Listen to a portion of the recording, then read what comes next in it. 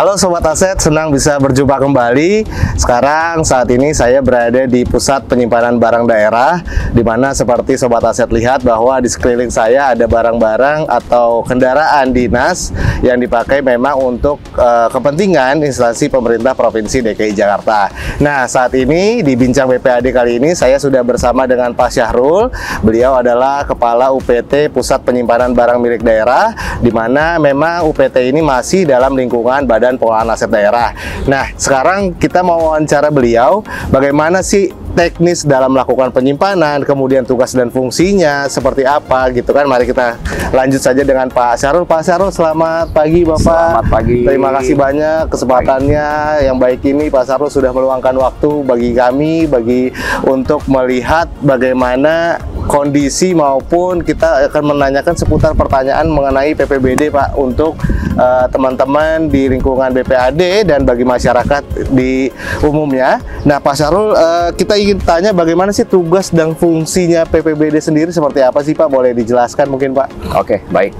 Terima kasih Mas Abid. Siap.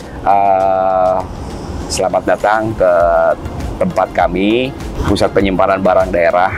Jadi tugas dan fungsi kami yang pokok itu sesuai dengan peraturan gubernur yang terdahulu maupun yang sekarang, intinya adalah melakukan penyimpanan dan pendistribusian. Namun ada lagi tusi kami, itu adalah pengadaan kendaraan dinas operasional yang bersifat standar. Di luar kendaraan khusus. Artinya kalau kendaraan khusus itu kan ada dari dinas damkar, ya kayak dinas kesehatan, dinas kesehatan seperti ambulan, ada dinas LH, bina marga dan seterusnya.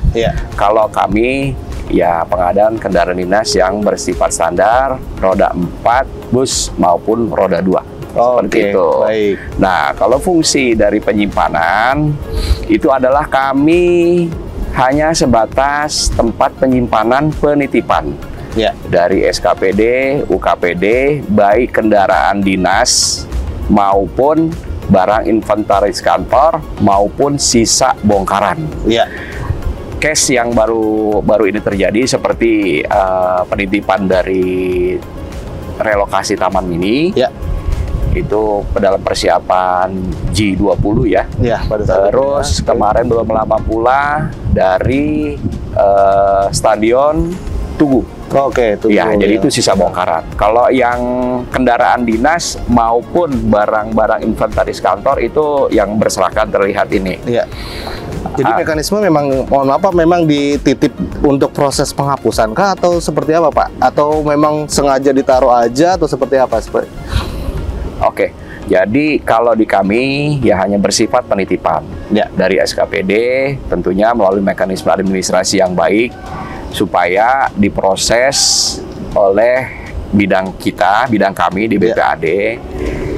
Ya alhamdulillah sih selama ini dinamis ya, berproses. Namun ada kalanya ada kendala ya, barang itu seperti kendaraan itu tidak laku terjual. Jadi ada sisa lah, itu menjadi sisa yang akan dilelang ulang. Ya kenapa di sini selalu ada kendaraan rongsokan? Ini adalah dinamis. Jadi ada lagi yang masuk, ada lagi yang masuk. Padahal sebelumnya masih ada gitu ya Pak. Pertanyaannya misalnya kenapa dititip di sini?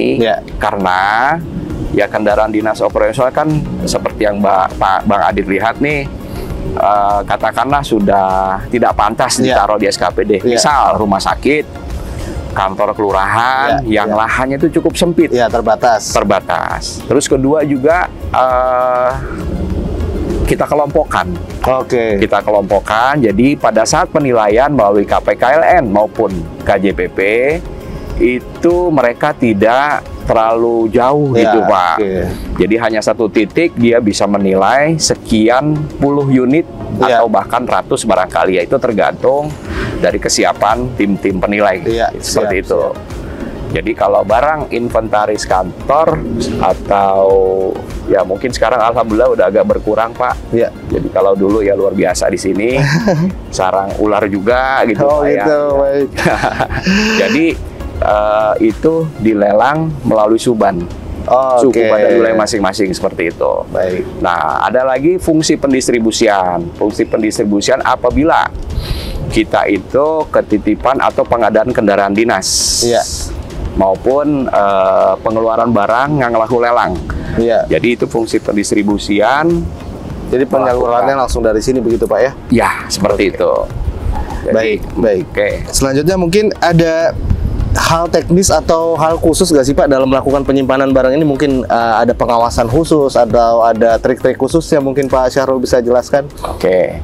Jadi kalau untuk trik khusus sih kami memang kalau di hari libur mengandalkan security dan CCTV. Oke. Jadi setiap gerak-gerik atau yang kira-kira di luar normal itu kita awasi. Kalau untuk trik-trik khusus pengamanan yang lain mungkin apa ya? Karena kalau dilihat memang tempatnya ini terlalu luas, begitu luas sekali gitu Pak. Kayaknya khawatir tidak terawasi dengan baik apa gimana gitu Oh Pak? gitu. Ya alhamdulillah sih kalau setiap pagi kalau saya di sini hampir setiap pagi saya selalu keliling. Jadi kita lihat ada kan yang berubah gitu. Posisi barang setiap pagi saya keliling, sore kalau nggak ada kegiatan di luar kantor saya keliling sekali lagi. Ya lumayan Pak. Ini kan kawasan kalau diukur BPN itu sekitar persisnya 79.000, jadi 8 hektar. Hampir 8 hektar. Jadi saya keliling, ya karena di luar itu dimanfaatkan oleh Transjakarta maupun stasiun gas. Iya. Sekarang ada listrik juga. Ya saya paling kisaran-kisaran tanah yang inilah yang kita catat seperti itu. Oke, baik, luar biasa sekali Sobat Aset. Ada lagi pertanyaan mungkin Pak, harapan dan tanggapan mungkin Pak Syahrul di tahun 2023 ini dalam suasana tahun baru, mungkin Pak Syahrul ada harapan khusus mengenai PPBD ke depan seperti apa mungkin Pak bisa disampaikan? Oke, jadi setiap kita bangun pagi kita selalu semangat, harapan kita hari ini dan ke depan apa? Ini bicara rentang tahun. Betul. Kalau bicara rentang tahun, ya memang kami bermimpi. Dari saya bertugas di sini 2017, saya coba inventarisir persoalan apa. Saya nggak selalu pakai bahasa masalah. Oke, siap. Ucapan adalah doa. Betul. Ya, ini masalah apa gitu ya? Oh, saya bicara ini soal persoalannya gimana gitu. Iya, siap. Jadi di sini memang dulu belum bersertifikat. Iya. Oke. Iya. Tapi Bismillah, alhamdulillah. Setelah ada sertifikat itu terbit 2019 itu 79.000.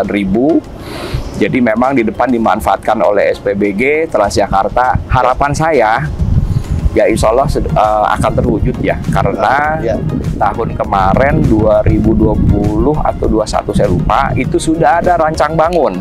Oke, ya saya dengar itu juga Pak. Iya, rancang bangun. Kenapa? Saya selalu bermimpi gitu. Ini lokasi sangat strategis. Betul, betul. Konon memang pernah sih ada kejadian banjir gitu, tapi alhamdulillah karena ada pengendalian banjir di Waduk Riau maupun di sisi Kalisunter sana, ya insya Allah di sini bisa mengendalikan banjir gitu Pak ya, terkendali oleh banjir. Jadi insya Allah kalau ada APBD mungkin insya Allah Pak Dinas Citata yang akan membangun itu nanti bangunan ini mungkin yang tertinggi kali di DKI ya, 25 lantai Mas. Oh, luar biasa betul Pak. Nah, jadi nanti bus ini pun mungkin lebih tertata rapi, mes untuk pengemudi ada, nanti posisi damkar ada, karena di sini kan cukup rawan ya. Di sini juga ada stasiun pengisian gas, ada barang-barang yang terbakar, apalagi di sini ada gedung dokumen aset. Iya, betul.